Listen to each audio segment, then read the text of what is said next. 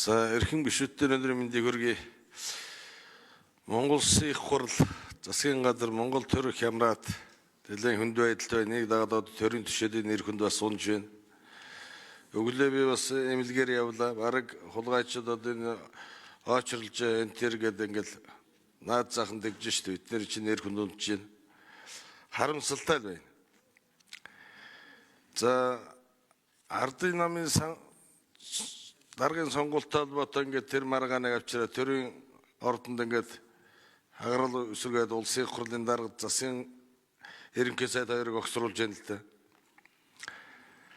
Гэтэл сая бид Монгол Улсын ерөнхийлөгчтэй энтхийг улс руу яваад ирсэн. Урдаас төлөвлөсөн ажил байсан байна. 6 гишүүн явсан бүх намын төлөвлөл. За миний хувьд эрүүл мэнд боловсролын талын боловсролтой гэдэг хүлээж авах талын асуудлаар явсан хошооны.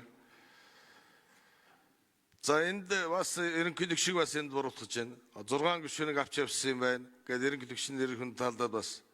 Гэтэл тэнд ерөнхийлөг шууд ерөөсөө энийг хамгаал энийг огцруулах тийм юм яриаггүй бид нар амар сайхан сайд бас давхар явсан. Энийг бас бид нар бас харамсалтай хариуцлагатайгаар бас хэлчихье гэж бодож байна. Энийг бас зөвөр ойлгоно үстэй. За амар баясгалан даргаас асууя гэж бодож байна. Энэ өвлийн хахирг үед ирлээ.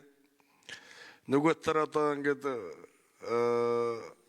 эмч багш нар Ахмадууд цайлангааны мөрнгээд өвсгөн зарлж байна.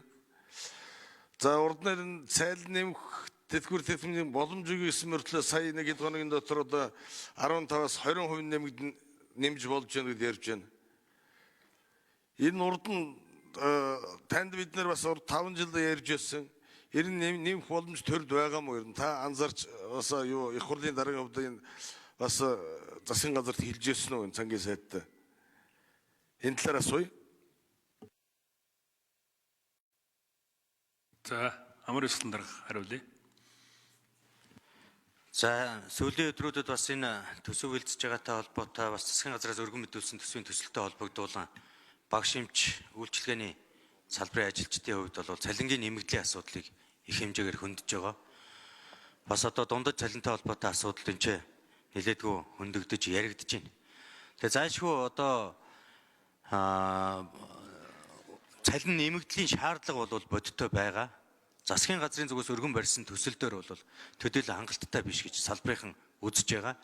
Тэгэхээр энэ би бас одоо арчсан намын болон бусад намын гишүүдтэй хандаж хэлэхэд энэ улсын төсвийг 2 дугаар хилцүүлэг бол одоо энэ асуудлын дараа хилцэгдэнэ. Тэгэхээр улсын их хурл санаачлагаараа энэ 2 дугаар хилцүүлэг дээр нь дэмжиж төсвийг хүлээж аваад эргээд улсын их хурлын төвшөнд ажлын хэсгээ албан ёсоор байгуулад энэ улсын их хурлынхаа ажлын хэсгийн хүрээндийн цалингийн нэмэгдлийн асуудлыг эцэслэн шийдвэрлэх боломжтой гэж харж байгаа.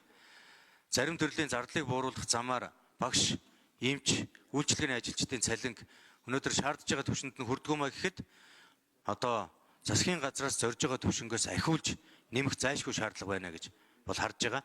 Мэдээж наривчилсан тоо нэгтгэлийг бол одоо ажлын хэсгийн түвшинд хийгээд явах нь зүйтэй гэж ингэж хэлхийг хүсэж байна.